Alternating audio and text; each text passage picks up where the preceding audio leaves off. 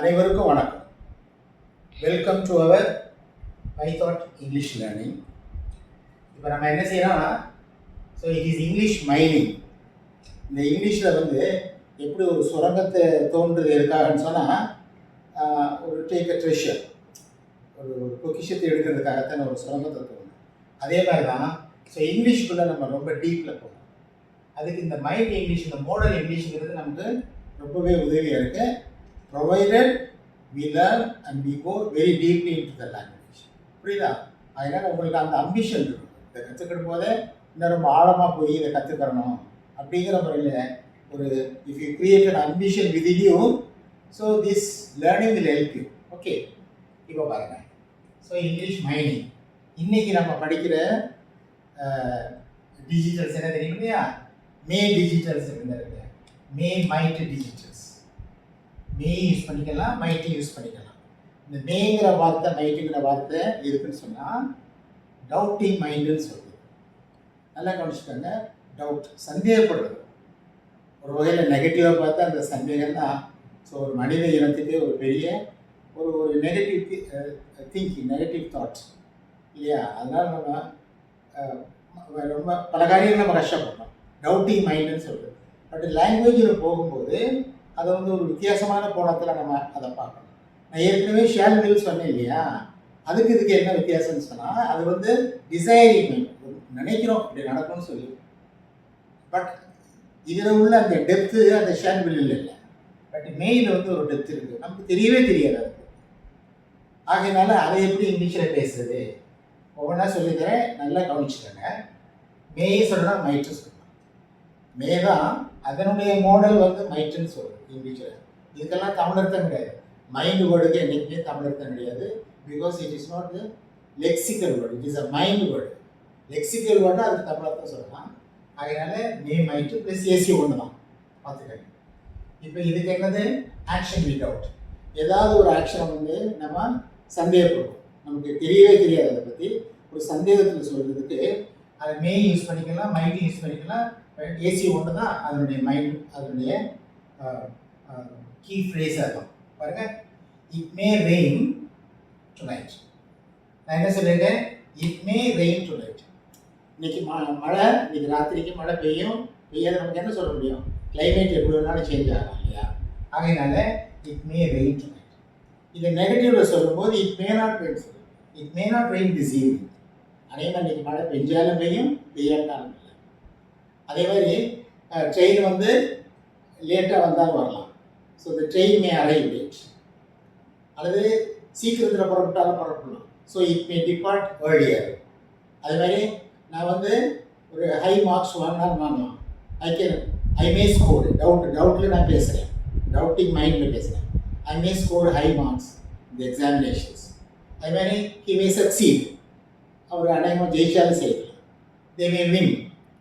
அதே மாதிரி தே மே lose the game, அவங்க தோத்தாலும் தோக்கலாம். அந்த மாதிரி டவுட்டில் பேசுகிறது. இன்னும் நல்லா கவனிச்சுக்கோங்க. ஐ கோ சம்திங் டீப்பர். இந்த சந்தேகத்தில் பேசும்போதே இந்த மேயை தவிர்த்துட்டு சந்தேகத்தை சொல்கிறதுக்குன்னு இங்கிலீஷில் சில வார்த்தைகள் இருக்குது. இந்த இடத்துல நான் கொடுத்துருக்க பாருங்க. Perhaps, maybe. மேபிங்கிறது ஒரே வார்த்தை, ரெண்டு வார்த்தை இல்லை. மேபிங்கிறது ப்ராபபிலி, பாசிபிலிட்டி. இப்போ நீங்கள் சந்தேகத்தில் பேசணும்னு சொல்லும்போது இந்த வார்த்தைகளை நீங்கள் பயன்படுத்திப்பாங்க. ஆனால் இந்த வார்த்தையை பயன்படுத்தும் போது மே யூஸ் பண்ணக்கூடாது. நான் என்ன பண்ணுறேன் பாருங்களேன். Perhaps it will rain this evening. நான் மே சொல்லலை, இங்கே பெர்ஹாப்ஸ் போட்டதுனால இங்கே நான் டில்லு போட்டுட்டேன். இன்னொரு மே அங்கே போடுறது நல்லதில்லை. Perhaps it will rain this evening. Maybe, அநேகமாக, ஒருவேளை. நம்ம தமிழில் இதுக்கு பல வார்த்தைகளை பயன்படுத்துகிறோம். அதனால தான் இங்கிலீஷில் ப்ரிசைஸாக ஒரே வார்த்தை சொல்கிறேன், டவுட்டிங் மைண்ட். நமக்கு சந்தேக மனது இருந்துச்சுன்னு சொன்னால் இந்த வார்த்தைகளை பயன்படுத்திக்கலாம். Perhaps it will rain this evening. Maybe it will rain this evening. Probably it will rain this evening. Possibly it will rain this evening. இதை ஏதாவது ஒன்று எடுத்து சொல்ல, எல்லாத்தையும் சொல்லலாம். அந்தந்த அக்கேஷனுக்கு தகுந்தாங்க. So you can make a difference in your speech. மற்றவங்க இதை சில சமயத்தில் ரசிப்பாங்க. நீங்கள் இதை பேசும்போது மற்றவங்க உங்கள்கிட்ட கற்றுக்கிடுவாங்க. அடுத்தப்பல உங்கள்கிட்ட மறுபடியும் பேசணும்னு ஆசைப்படுவாங்க.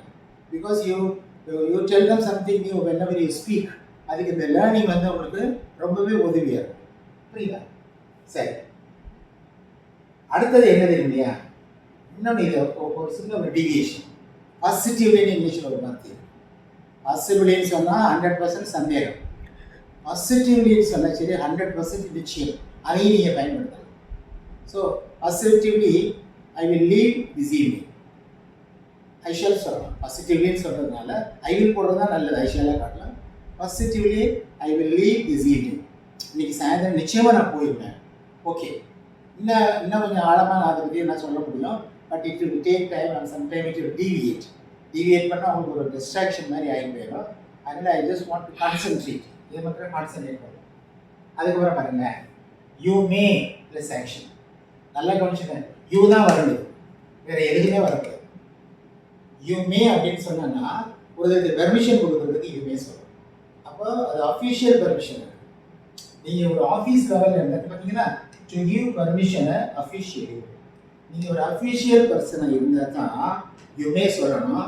அப்படி இல்லைன்னு சொன்னால், நான் இதுக்கு முன்னாடி சொல்லலை, கேன் சொல்லலை, யூ கேன். அப்போ ஒருத்தர் நீங்கள் சொல்லும் போதெல்லாம் ஒரு வேலை செய்யுங்கன்னு சொல்லும்போது யூ கேன் சொல்லணும். நீங்கள் ஒரு அஃபிஷியல் பர்சனாக இருந்தால் by authority you can tell them your subordinates, staff இருக்காங்க இல்லையா, அவங்கள நீங்கள் என்ன செய்யணும், you will take your salary, உங்கள் சேலரி நீங்கள் எடுத்துக்கங்க. நான் எப்படி இருக்க பாருங்கள், யூ மே அவை லீவ், நாளைக்கு கூட நீங்கள் லீவ் எடுத்துக்கங்க. அப்போ யூ மேங்கிறத வந்து நீங்கள் நார்மலாக யூஸ் பண்ணுங்க. Provided you are an official person ஒரு அத்தாரிட்டி இன் அன் ஆஃபீஸ், ஒரு எக்ஸிக்யூட்டிவாக இருந்தால் தான். இப்போ கிளாஸ் ரூமில் ஸ்டூடெண்ட்ஸுக்கு நம்ம சொல்லலாம் யூ மே, நீ வேணால் வெளியே போ, புரியுதா? அந்த மாதிரி யூ மே. அப்போ பெர்மிஷன் சொல்லுங்கள், யூ மே ப்ளஸ் SC1. நல்லா கவனிச்சுக்கோங்க. ஒவ்வொன்றா நான் எப்படி சொல்லி கொடுத்துட்டு நல்லா கவனிச்சுக்கலாம். இன்னொன்று பாருங்களேன், அதுக்கு அடுத்து கொஞ்சம் வித்தியாசமாக இருக்கும். மே ஐன்னு இங்கிலீஷில் ஒரு ஃப்ரேஸ் இருக்குது, மே ஐ. அந்த மே ஐ எதுக்குன்னு சொன்ன சரி பாருங்கள், டு எக்ஸ்பிரஸ் விஷ், உங்களுடைய விருப்பத்தை சொல்கிறதுக்கு தான். இதுக்கெல்லாம் தமிழர்த்தம் சொல்லி நான் அவங்கள புரிய வைக்க முடியாது. தமிழர்த்தத்தை வச்சு, ஏன்னா இங்கிலீஷில் வந்து டிரான்ஸ்லேஷனுங்கிறத காட்டிலும் டிரான்ஸ்கிரியேஷன் தான் முக்கியம். டிரான்ஸ்லேஷனுங்கிறது வந்து இட்ஸ் வெரி நார்மல், நம்ம அப்படி தான் பேசுகிறோம். பட் அப்படி இல்லை, ஒரு லாங்குவேஜ்லேருந்து இன்னொரு லாங்குவேஜுக்கு போகும்போது எக்ஸாக்ட் டிரான்ஸ்லேஷனுங்கிறது ஒர்க் அவுட் ஆகாது. பட் டிரான்ஸ்கிரியேட் பண்ணலாம். நம்ம என்ன நினைக்கிறோமோ அதை அந்த லாங்குவேஜில் கொண்டு போய் we create something new, some structure. புரியுதா? அது மாதிரி பாருங்கள். இப்போ மே ஐன்னு இங்கிலீஷில் ஒரு ஃப்ரேஸ் இருக்குது பாருங்கள், மே ஹெல்ப் யூ. இதை நீங்கள் பல இடங்கள்லாம் நம்ம பார்த்துருக்கோம், டெஸ்கில் வச்சுருப்பாங்க, மே ஹெல்ப் யூ. அப்போ மே ஹெல்ப் யூங்கிறது வந்து ஒரு கேள்வி கிடையாது. நல்லா கவனிச்சுக்கங்க. பல பேர் அதை கேள்வி கேட்குறப்ப மே ஹெல்ப் யூ, மே கமிங் அப்படி இல்லை. So this is something new for your information. May coming சொன்னால் ஐ வாண்ட், நீங்கள் எந்தெந்த இடத்துல ஐ வாண்ட்னு சொல்கிறீங்களோ அப்போல்லாம் நீங்கள் என்ன செய்யலாம், இப்போ மே டேக் திஸ் வாட்டர், இந்த தண்ணி நான் எடுத்தேன், so May I drink this, May I eat this, May avoid this, நான் எடுத்துக்கலாமா, மே ஐ யூஸ் திஸ். புரியுதா? அப்போ என்ன சொல்கிறேன், மே யூஸ் திஸ், மே கமிங் அப்படி கேள்வி கேட்கக்கூடாது. அப்போ may help to express wish. பல இடங்களில் இதை வச்சுருப்பாரு. அதே மாதிரி மே காட் பிளஸ் யூ. இது வந்து எதுக்கு சொன்னால், கடவுள் உன்னை ஆசீர்வதிப்பாருன்னு நான் விரும்புகிறேன்னு. அப்போ அடுத்தவங்கள வாழ்த்து சொல்லும் போதும், அடுத்தவங்கள்ட்ட ஒரு காரியத்தை நான் செய்ய விரும்புகிறேன்னு சொல்லும் போதும் இந்த மே ஐங்கிறத யூஸ் பண்ணிக்கலாம். அதே மாதிரி may you win the game, நீ ஜெயிச்சிருவியா பாருங்கள். அது நம்ம கொஞ்சம் இன்டிஃபரெண்ட்டாக தெரியுது பாருங்கள். நீ ஜெயிச்சிருவியா மேட்ச்சில், அப்படி யாராவது சொல்லுவாங்களா? நீ ஜெயிக்கணும். So that's my wish. அதனால I wish that you win. அதை தான் என்ன சொல்லுதுன்னா, may you wish, may you win the game. அந்த மாதிரி may you get all the benefits, may you get all the blessings, அந்த மாதிரி தான். So may help you, may God bless you. இது வந்து பிளெஸ்ஸிங் ஃப்ரேசஸ். எல்லாத்துக்கும் நீங்கள் யூஸ் பண்ணிக்கலாம், especially on birthdays, some other special occasions wish பண்ணும்போது அதை செய்யலாம். அதே மாதிரி பாருங்க, may have, might have AC3.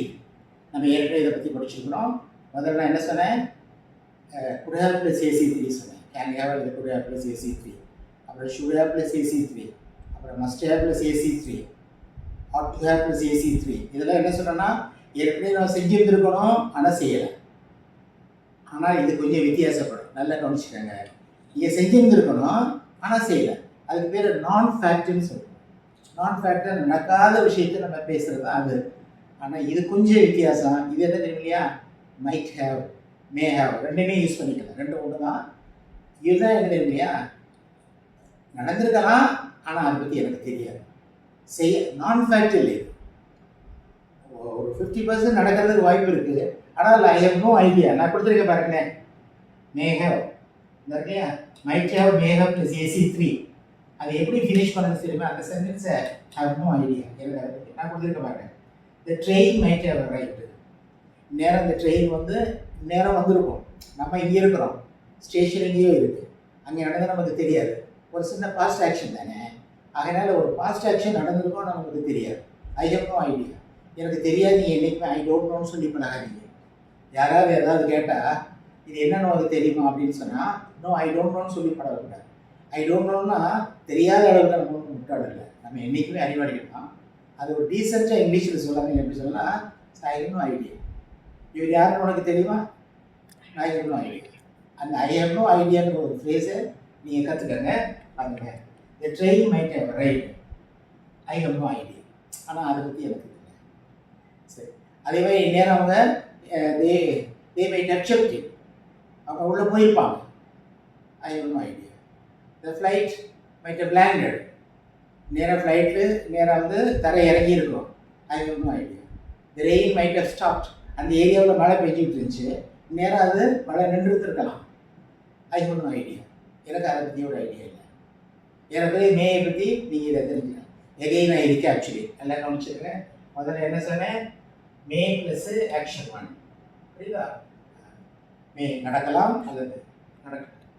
அதே மாதிரி அதனுடைய அடிஷன், அதனுடைய ஒரு சப்ஸ்டியூட் என்ன சொன்னேன், நீங்கள் மேக்கு பதிலாக பெராப்ஸ், மேபி, ப்ராபப்ளி, பாசிபிளி இதை யூஸ் பண்ணி மே வரக்கூடாது. அதுக்கு மேலே என்ன செய்யணும், அந்த வில்லுங்கிறது தான் வரணும், பார்த்துக்கங்க.